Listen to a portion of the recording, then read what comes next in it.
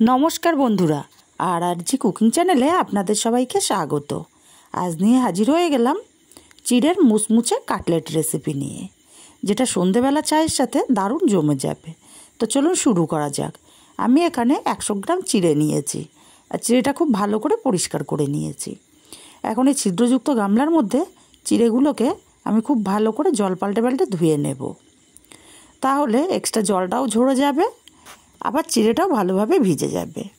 চিড়েটা ভালো করে ভিজিয়ে নিয়েছি, ছড়িয়ে দিয়ে 10 মিনিট আমি এইভাবে রেখে দেব, তাতে করে এক্সট্রা জলটা পুরোপুরি ঝরে যাবে।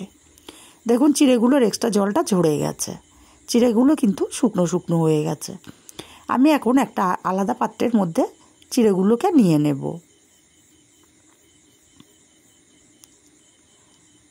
আর এখানে নিয়ে নিয়েছি দুটো সেদ্ধ আলু। আলুগুলোকে আমি গ্রেট করে নেব।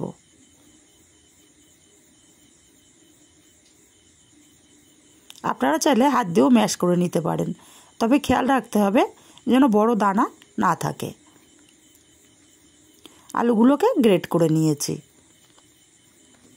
এখন এখানে দিয়ে দিচ্ছি কাঁচা লঙ্কা কুচি ঝালের জন্য, দিয়ে দেব পেঁয়াজ কুচি। আমি একটা বড় সাইজের পেঁয়াজ কুচি করে রেখেছি।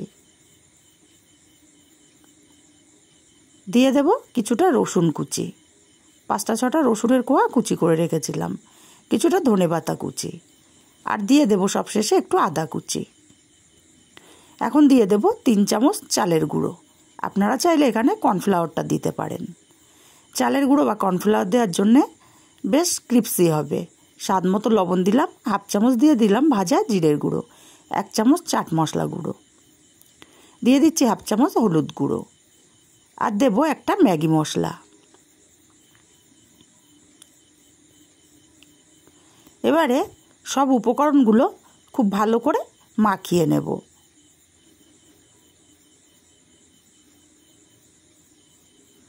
খুব ভালো করে মেখে নিতে হবে, যাতে সব মশলা সব খুব ভালোভাবে মিশে যেতে পারে। ঠিক এই রকম শক্ত একটা ডো আমাদের রেডি করে নিতে হবে। এখন হাতটা আমি পরিষ্কার করে হাতে একটু তেল মাখিয়ে নেব। এবারে এই ডো থেকে অল্প অল্প করে নিয়ে আমি কাটলেটের শেপটা দিয়ে নেব।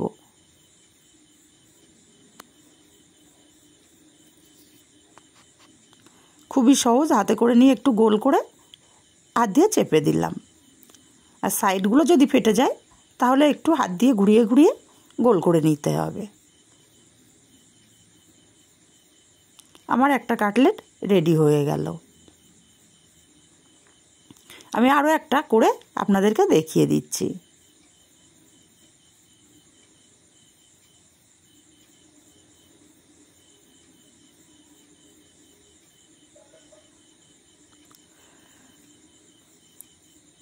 একইভাবে আমি সব কাটলেটগুলো রেডি করে নেব।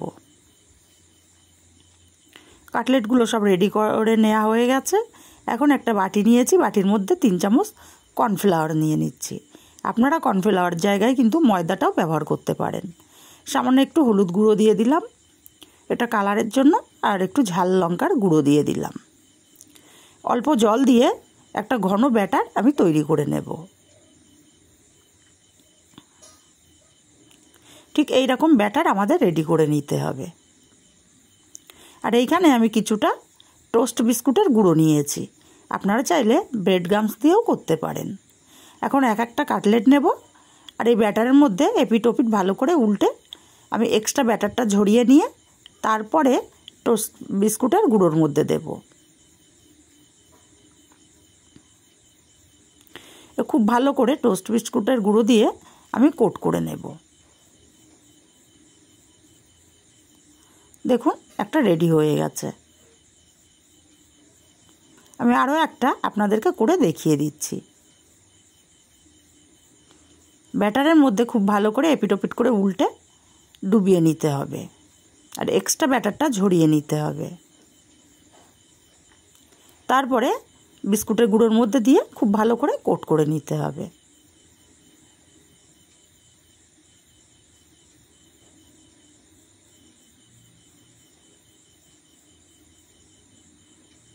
একইভাবে আমি সবগুলো তৈরি করে নেব।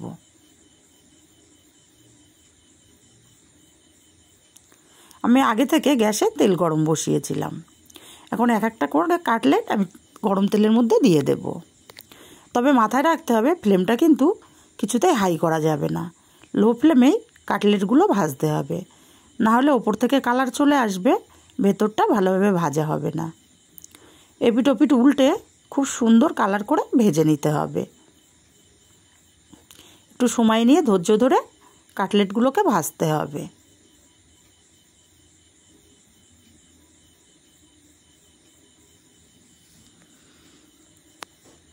দেখুন উল্টে পাল্টে আমি কিন্তু খুব সুন্দর কালার করে কাটলেটগুলোকে ভেজে নিয়েছি।